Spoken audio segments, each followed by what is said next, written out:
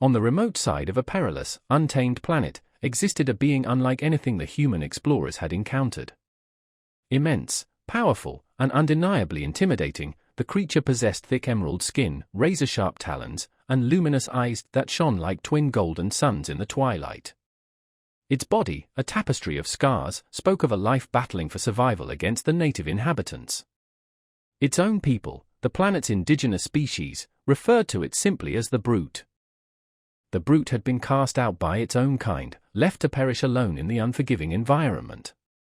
Too large, too formidable, and too unconventional for its community to bother with, it was deemed a burden. The Brute's peers had viewed it with disdain even before its debilitating injury during a clash with a rival. After the fight, the tribe declared it worthless, their fear of its size and strength mingled with contempt for its newfound vulnerability. They abandoned it to its fate. The Brute lay prostrate in the dust, its once mighty form battered and broken. Deep wounds covered its body, making movement agonizing. Its vitality ebbed away, and the instinct for survival that had once made it indomitable now seemed a distant echo. Forsaken and forgotten, the only sound reaching its fading consciousness was the mournful whistle of the wind across the barren, rocky terrain. Meanwhile, far across the planet, a starship carrying a team of human explorers met with disaster. An unforeseen cosmic storm had buffeted their vessel, sending it spiraling out of control and crashing onto the desolate surface. The crew, though shaken, had survived. Their captain, Ilara Vance, swiftly rallied her team. They needed to find shelter and provisions before the planet's hostile conditions claimed them. The planet was a dangerous place, teeming with strange flora, unpredictable fauna, and lethal weather patterns. The crew was resilient, they had faced adversity before. However, nothing could have prepared them for their encounter with the Brute. The humans, traversing the rugged landscape, searched for sustenance. They hadn't anticipated finding much, but they pressed on, driven by necessity. As they navigated a rocky ravine, Ilara, leading the group, paused. She had heard something, a low growl reverberating through the ravine, followed by the sound of something massive shifting. Ilara raised her hand, signaling her team to halt. They froze, scanning their surroundings. The sound came again, closer this time, and they saw a large form stirring in the distance. Initially, they assumed it was just another of the planet's native creatures. As they drew nearer, however, they realized it was something far more imposing, a gigantic alien creature struggling to rise. It was the Brute. The creature's body was riddled with deep, raw wounds. Its enormous, muscular frame trembled, and its talons scraped against the ground as it strained to move. Ilara's compassion was immediate. Despite its fearsome appearance, she recognized the agony and desperation in its eyes. This wasn't a monster, it was a creature in need. The other crew members weren't so certain. They clutched their weapons, eyes wide with apprehension. "It's a threat," one of them murmured. "Look at it. It could kill us all." Ilara shook her head. "No," she said firmly, "it's not a threat.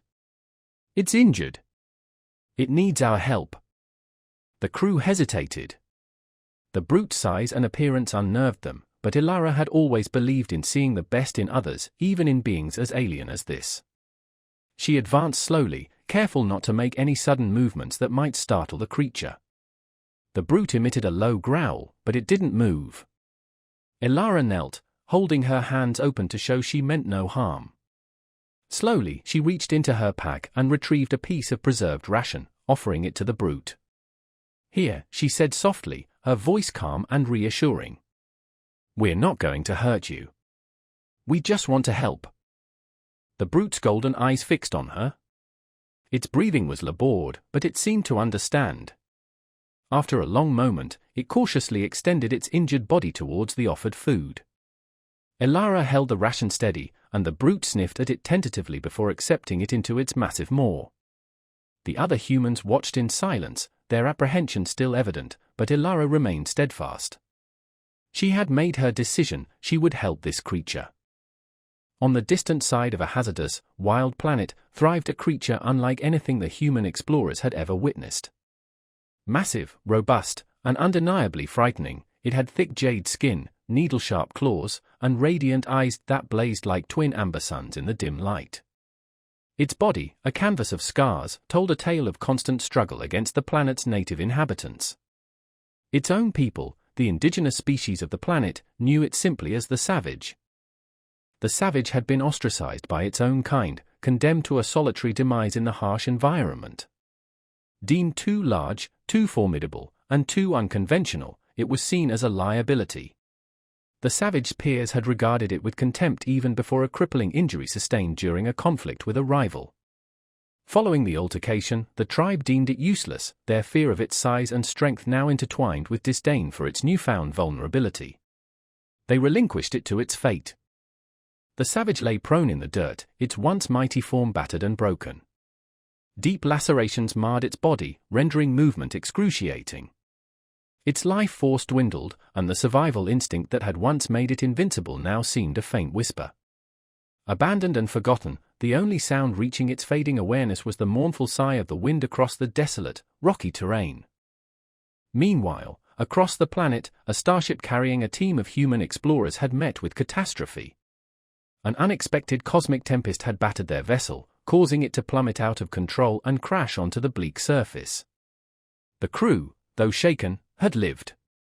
Their captain, Lyra Vance, quickly marshaled her team. Shelter and provisions were paramount before the planet's hostile environment consumed them.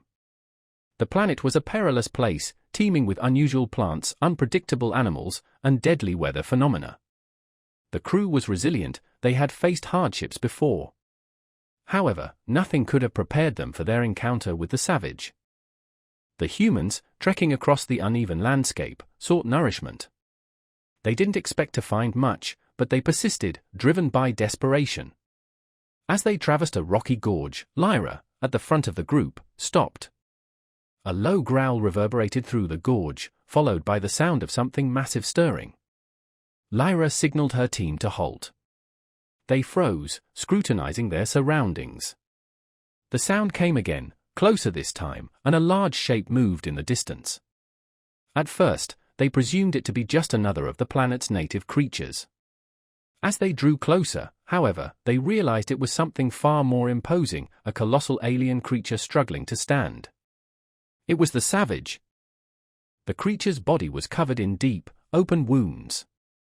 Its enormous, muscular frame quivered, and its claws scraped against the ground as it strained to move. Lyra's empathy was instant. Despite its menacing appearance, she perceived the anguish and desperation in its eyes. This was not a monster, it was a creature in dire straits. The other crew members were not as easily swayed.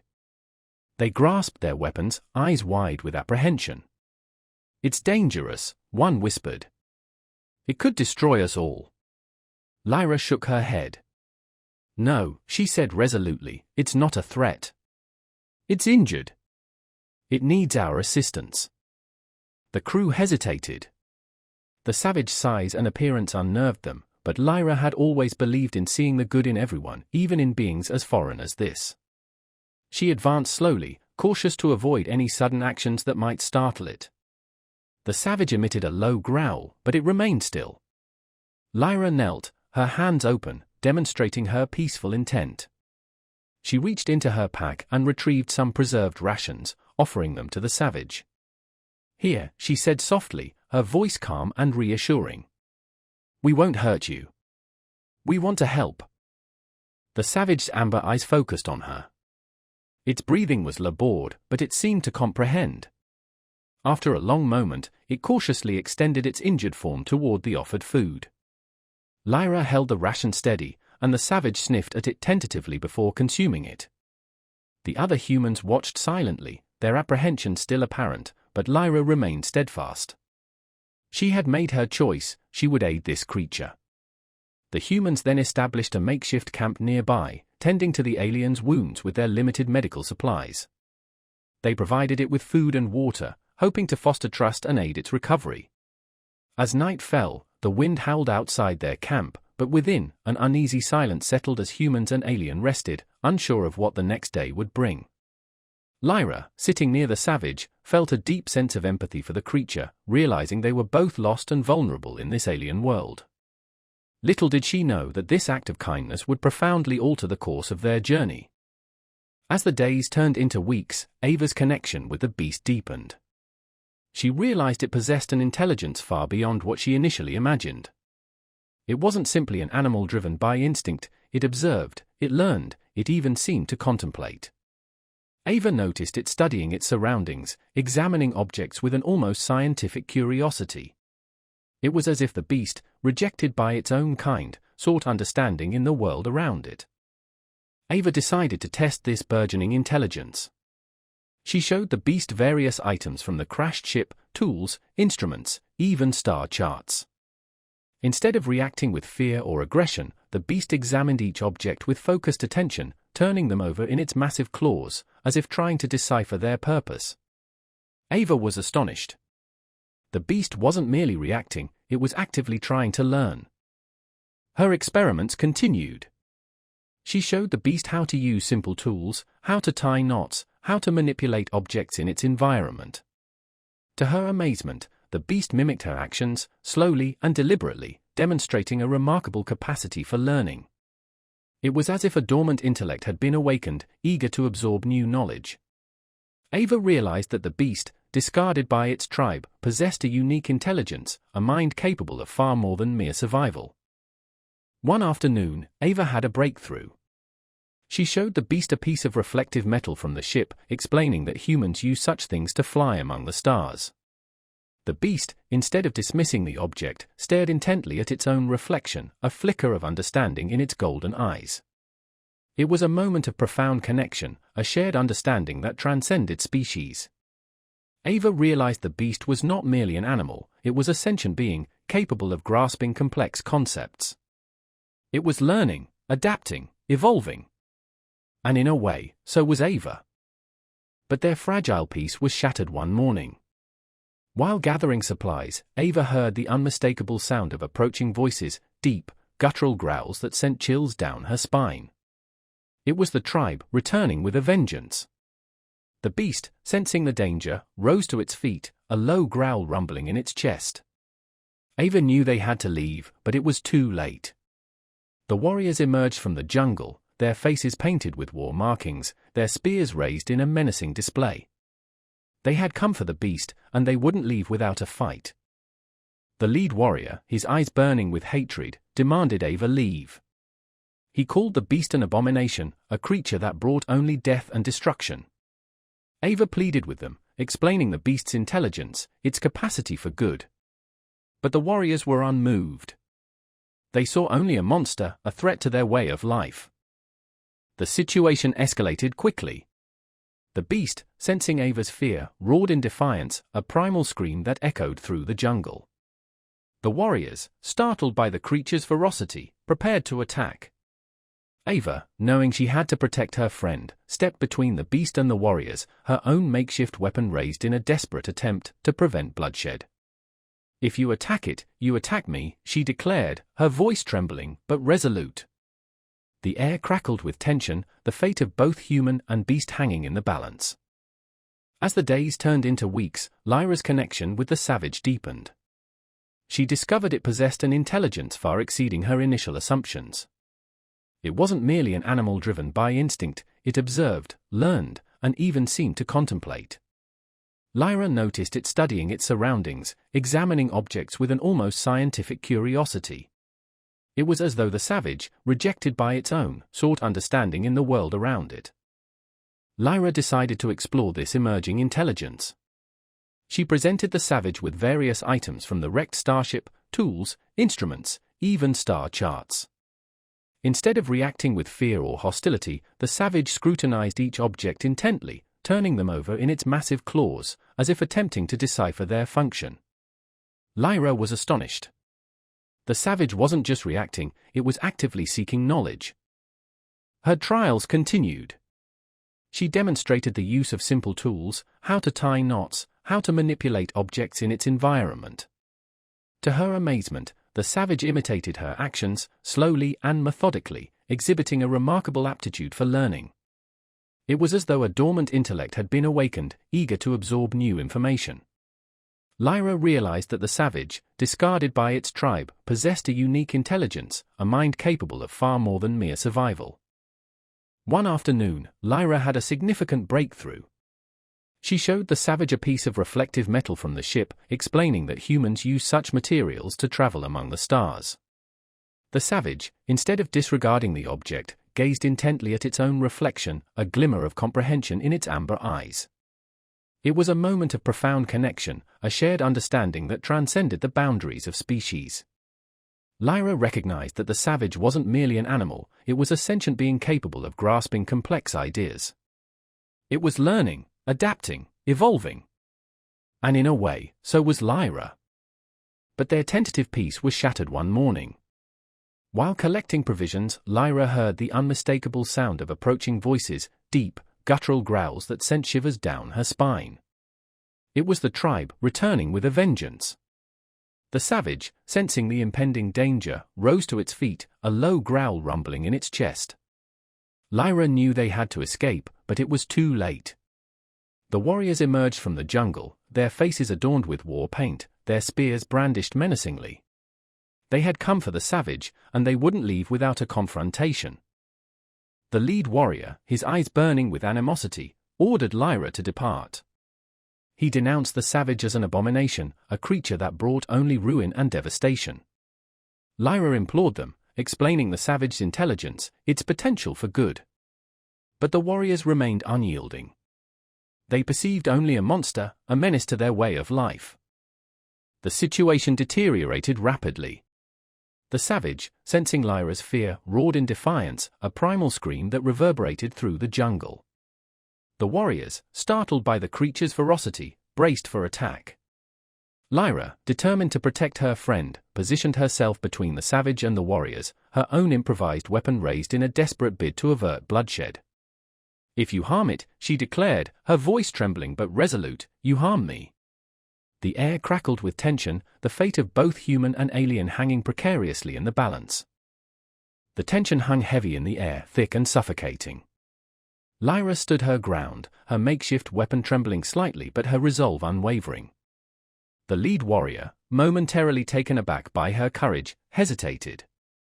He looked from Lyra to the savage, then back again, a flicker of uncertainty in his eyes. The other warrior shifted uneasily, their spears still raised, but their aggression tempered by Lyra's unexpected defiance. Finally, the lead warrior grunted, a sound that was half snarl, half sigh. He lowered his spear slightly, but his eyes still burned with suspicion and hostility. "Leave," he growled, his voice deep and guttural. "Take the beast and do not return. This is our territory. You are not welcome here." Lyra didn't argue. She knew she had pushed her luck far enough. She nodded curtly, her eyes meeting the warrior's in a silent acknowledgement of his command. She turned to the savage, placing a reassuring hand on its massive arm. "Come on," she said softly. "Let's go." The savage, sensing the shift in the atmosphere, obeyed without hesitation. It turned and followed Lyra, its large form moving with surprising grace through the dense undergrowth. The warriors watched them go, their expressions a mixture of suspicion and relief. As Lyra and the savage disappeared into the jungle, the lead warrior turned to his men. "We will watch them," he said, his voice hard. "If they return, they will die." Lyra and the savage traveled for days, putting as much distance as possible between themselves and the hostile tribe. Lyra used her knowledge of survival techniques to find food and water, while the savage's keen senses and immense strength proved invaluable in navigating the treacherous terrain. Their bond deepened with every shared hardship, their reliance on each other forging a connection that transcended species. One evening, as they rested beside a clear stream, Lyra noticed something different about the savage. It was no longer the wounded, defeated creature she had first encountered. Its wounds had healed, its strength had returned, and there was a new intelligence in its eyes, a sense of purpose that had been absent before. It was as though the savage had found a new sense of self, a new reason to live, in its unlikely partnership with a human. Lyra realized that her own perspective had shifted as well. She had arrived on this planet as an explorer, a scientist seeking knowledge. Now, she was a survivor, a protector, a friend to a creature that had been cast out by its own kind. She had learned more from the savage than she could have ever imagined, lessons about resilience, about loyalty, about the true meaning of connection. As they continued their journey, Lyra knew that their path was uncertain. The planet was vast, and dangers lurked around every corner. But she also knew that she was no longer alone. She had the savage by her side, a powerful ally, a loyal companion, and a testament to the unexpected bonds that can be forged in the face of adversity. Their journey had just begun, and together, they would face whatever the future held, human and alien, united against the unknown. Lyra looked up at the alien sky, a new determination hardening her gaze. They would survive. They would thrive. They would find their place in this new world.